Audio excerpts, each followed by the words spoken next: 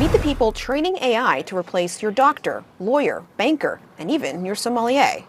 What is the most surprising role that you have hired for to train an AI?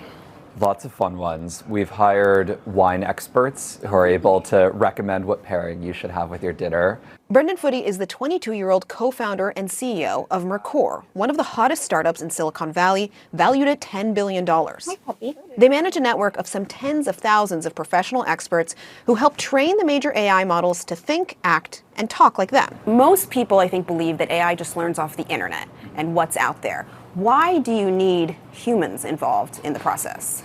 The largest driver of AI progress right now is how do we effectively identify model mistakes, measure those mistakes, and allow models to learn from them. And so the AI labs are hiring large armies of people to help create these data sets and teaching models how to learn from them. The average expert is paid $95 an hour, although some specialized roles can earn up to $250 per hour. The most popular subject is software engineering, followed by finance, then medicine and law. Are these people not kind of training their future replacements? The way I think about it is that we're not going to run out of things to do.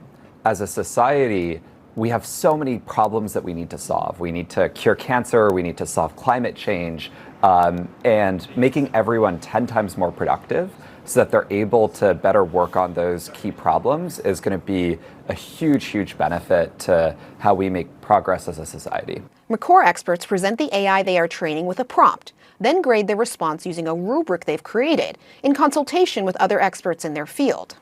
Dr. Alice Chow is one of these experts. She used to teach at Stanford University's medical school.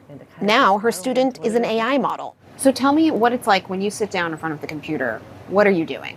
I am looking at the AI model that I'm working with, and I am posing real-life questions or challenges that I've faced or I've seen patients face. And I ask the model, provide me with the potential diagnoses, suggest several treatments, and list the evidence that you used to support these diagnoses. I've heard from doctors that sometimes medicine is a lot about a gut feeling. Can you train an AI on that? So this is where it's really important to know that the AI is not a doctor. It's not a human being. It does not have the 20 years of clinical experience that I or another one of my colleagues might have. This is where you need to be really careful. Do you ever feel like you're training your replacement? No, I do not. I don't want to see it as AI taking over our jobs. I want to see it as AI taking over the aspects of our jobs that prevent us from being good doctors, good healers, and good listeners.